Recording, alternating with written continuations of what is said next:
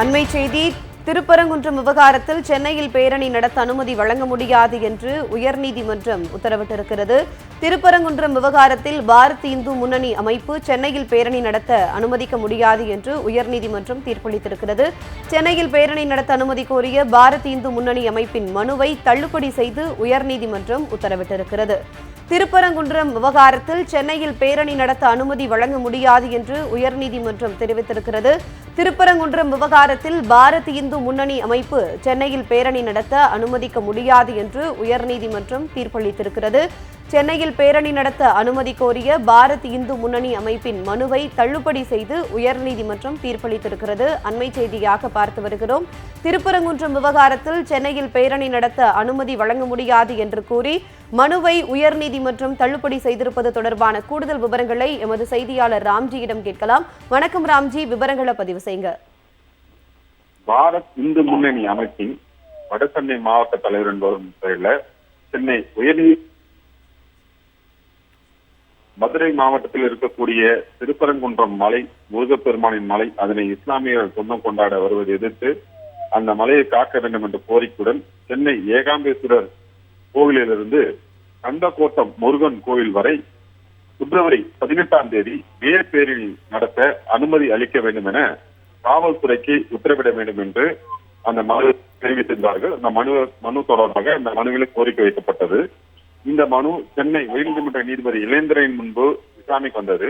அப்போது அரசு தரப்புல ஆஜரான அரசு தலைமை குற்றவியல் வழக்கறிஞர் ஹசன் முகமது ஜின்னா ஏற்கனவே திருப்பரங்குன்றம் உரிமை குறித்து பிரிவு கவுன்சில் வரை சென்று சிக்கந்தர் தர்கா, கொடிமரம், மலைவழிப்பாதை, நெல்லித்தோப்பு இஸ்லாமியர்களுக்கு சொந்தம் என்று முடிவு செய்யப்பட்ட பிறகு மீண்டும் அது குறித்து பிரச்சனை எழுப்புவது சரியல்ல என்றும், அதாவது பாரத் இந்து முன்னணி நடத்தப்படும் பேரணி பாதை போக்குவரத்து நெருக்கடி நிறைந்த சாலை என்கின்ற காரணம் மட்டுமின்றி வேறு எந்த இடத்திலும் பேரணி அனுமதி வழங்கினாலும் அது தேவையற்ற விரும்பத்தகாத பிரச்சனை உருவாக்கும் என்றும் அரசு தலைமை குற்றவியல் வழக்கறிஞர் நீதிமன்றத்தில் விடார்கள்.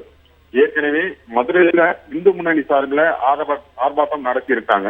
மீண்டும் அதே பிரச்சனை பேரணி நடத்துவதை நீதிமன்றம் ஊக்குவிக்க கூடாது என்றும் நீதிமன்றத்தை அரசு சார்பாக வாதங்கள் வைக்கப்பட்டது.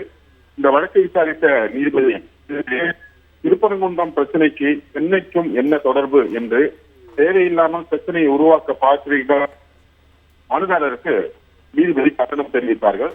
மேலும் பேரணி நடத்த கேட்டுள்ள இடம் கூட்ட நெரிசல் மிகுந்த இடம் என்றும் இந்த இடத்தை வேறு இடத்தை தேர்வு செய்யுமாறும் மனுதாரருக்கு ஏற்கனவே நீதிபதி அறிவித்திருந்தார்கள். அப்போது குறுக்கிட்ட அரசு தலைமை வழக்கறிஞர் ஏற்கனவே மதுரையில நடந்த ஆர்ப்பாட்டத்தில் கூட நீதிமன்ற நிபந்தனையை மீறி பொது அமைதிக்கு மத நல்லெண்ணத்திற்கும் குந்தகம் விளைவிக்கும் வகையில் ஆர்ப்பாட்டம் நடத்தியவர்கள் பேசியிருப்பதாகவும் அதற்காக வழக்கும் பதிவு செய்யப்பட்டுள்ளதாகவும், எனவே போக்குவரத்து நெருக்கடி இல்லாத பாதையில பேரணி நடத்த மனுதாரர் முன்வந்தாலும் பேரணி நடத்த அனுமதிக்க கூடாது என கடுமையான வாதங்களை நீதிமன்றத்தில் அரசு சார்பாக வைக்கப்பட்டது. இதே போன்ற போராட்டங்களால் மத நல்லிணக்கம் பாதிக்கும், தமிழ்நாடு மத நல்லிணத்திற்கு சமூக ஒற்றுமைக்கும் என்றும் பெயர் பெற்றது என்றும், மக்கள் மத வேறுபாடின்றி ஒரே சமுதாயமாக தமிழ்நாட்டில் வாழ்ந்து வருகின்றனர் என்று பல்வேறு உதாரணங்களை சுட்டிக்காட்டி மத நல்லிணக்கத்தை காப்பதில் தமிழ்நாடு அரசு உறுதியாக உள்ளது என்றும், எல்லோருடைய மத நம்பிக்கையும் வழிபாட்டு உரிமைகளும் எவரையும் இடையூறு பாதிப்பு ஏற்படுத்தக்கூடாது என அரசு சார்பாக நீதிமன்றத்தில் வாதங்கள் வைக்கப்பட்டது. இதை ஏற்றுக்கொண்ட நீதிபதி இளந்திரன் பாரத் இந்து முன்னணி, அதாவது திருப்பரங்குன்றம் விவகாரத்துல பேரணி நடத்த பாரத் இந்து முன்னணி மனுவை தள்ளுபடி செய்து உத்தரவு பிறப்பித்திருக்காங்க. விவரங்களை வழங்கியமைக்கு நன்றி ராம்ஜி.